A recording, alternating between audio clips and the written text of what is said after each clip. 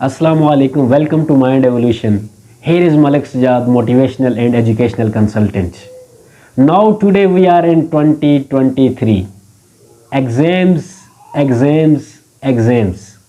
आज एक बार फिर 2023 के अंदर एग्ज़ाम्स का मेला सजने वाला है।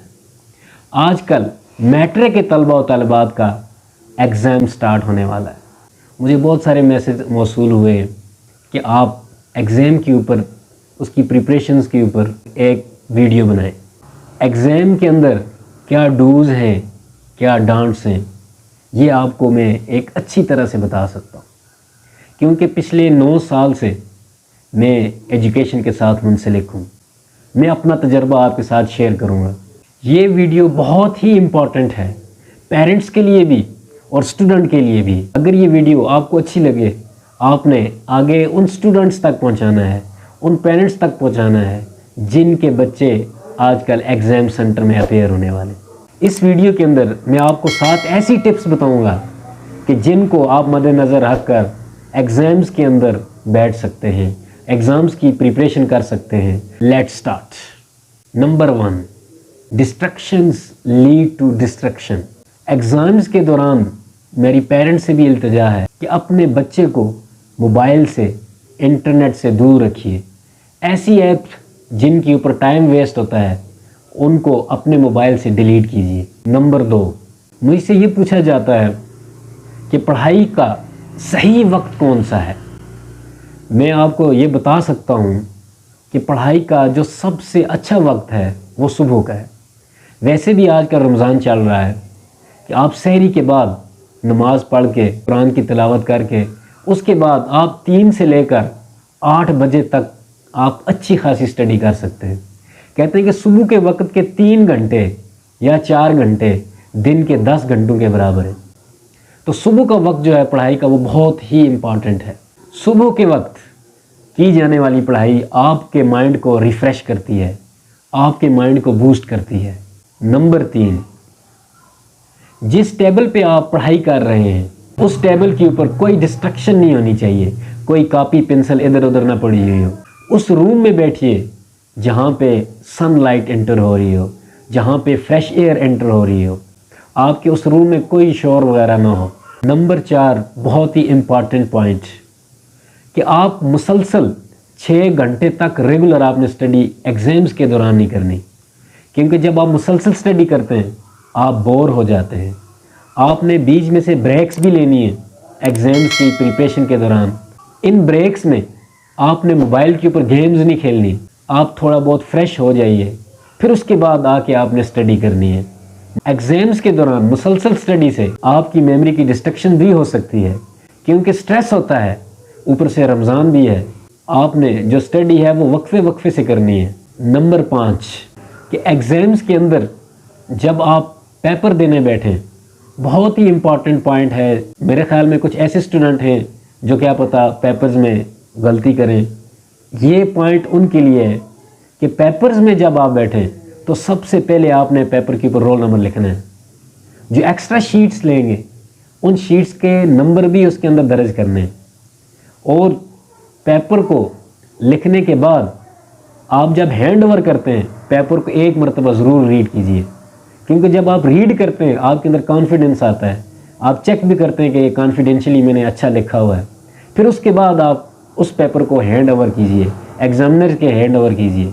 और उससे पहले, हैंड ओवर करने से भी पहले आप चेक करिए कि आपने अपना रोल नंबर अच्छी तरह से लिखा हुआ है, शीट का, एक्स्ट्रा शीट का इंदराज अच्छी तरह से किया हुआ है, नाम लिखा हुआ है, सिग्नेचर किया हुआ है। और ये भी देखने में आया है कि पेपर्स के दौरान बच्चे खुशी से नया पेन, पेंसिल, मार्कर लेके जाते हैं। हालांकि वो पेन आपने इस्तेमाल करना होता है जो रवां हो, जो आपने पहले यूज़ किया हो। यूज़ेबल पेन को लेके जाइए, क्योंकि जो यूज़ेबल पेन होता है उससे आपकी राइटिंग फ्लुएंट राइटिंग होती है और जल्दी भी पेपर आप लिख सकते हैं। जो नया पेन होता है वो इतनी अच्छी परफॉर्मेंस पेपर के ऊपर नहीं दे सकता, क्योंकि वो फ्लुएंट नहीं होता, वो रवां नहीं होता। तो अमूमन ये याद रखना है कि जो पेन आप लेके जाएंगे वो ओल्ड पेन होना चाहिए, वो रवां पेन होना चाहिए। नंबर 6, ये बहुत ही इम्पॉर्टेंट पॉइंट है जिससे मेरे ख्याल में एग्ज़ाम के अंदर प्रिपरेशन अच्छी तरह से हो सकती है। आपने پہلے پاسٹ پیپر کو آپ نے دیکھنا ہے، ضرور ملاحظہ کرنا ہے پاسٹ پیپر کا۔ ان پیپرز کو جب آپ دیکھیں گے آپ کو پتہ چلے گا کہ ایگزام کے اندر کس طرح کے کوسچن آتے ہیں، کیسے کوسچن آتے ہیں، پھر اسی حساب سے بندہ تیاری کرتا ہے۔ اور ایک بہت ہی امپورٹنٹ بات کہ ہم نے دیکھا ہے کہ ایسے اسٹوڈنٹ جن کا ایک پیپر اچھا ہو جائے وہ اس پیپر کو دے کے بہت ہی ریلیکس ہو جاتے ہیں، وہ پھر کرکٹ کھیلنے چلے جاتے ہیں، وہ پھر فٹ بال کھیلنے چلے جاتے ہیں، وہ پھر لوڈو کھیلتے ہیں، وہ اس خوش فہمی میں رہتے ہیں کہ جو باقی پیپرز ہیں وہ بھی اچھے ہو جائیں گے۔ اس طرح سے آپ کی ڈسٹریکشن ہو سکتی ہے۔ اور پیپر کے اندر آپ نے اپنے ٹائم کو مینیج کرنا ہے، کتنے کوسچن کتنے ٹائم میں کرنے ہیں یہ بھی آپ نے مینیج کرنا ہے۔ اور جو آپ پاسٹ پیپر لیں گے ان سے بھی آپ کی ریہرسل ہو جائے گی کہ ہم پیپر کو کیسے سالو کریں گے ایگزام کے اندر اور کتنے وقت میں کریں گے۔ اور آپ نے پیپرز کی پریپریشن کر کے بھروسہ صرف اللہ پہ کرنا ہے، کیونکہ جب آپ کا تعلق اللہ سے زیادہ ہوگا آپ کامیاب اتنے ہی زیادہ ہوں گے۔ ایسا بھی نہیں ہے کہ آپ تیاری کریں اور تیاری پہ یقین رکھیں، ایسی بھی کامیابی حاصل نہیں ہوتی۔ آپ نے تیاری بھی کرنی ہے اور بھروسہ اللہ پہ کرنا ہے۔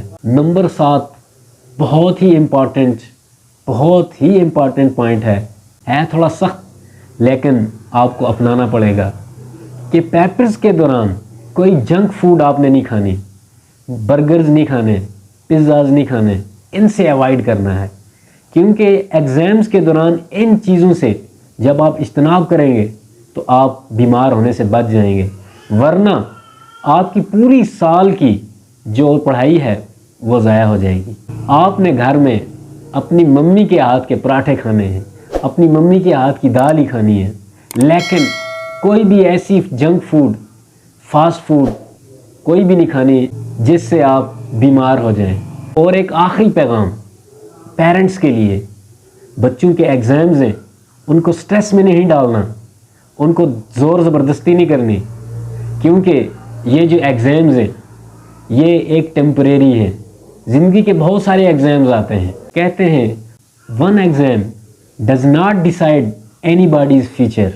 میں اگین کہہ رہا ہوں، one exam does not decide any bodies future. تو بی ریلیکس ہو کے آپ نے پریپریشن کرنی ہے۔ والدین کو چاہیے کہ وہ بچوں کو ریلیکس ہو کے پریپریشن کروائیں۔ Wish you best of look.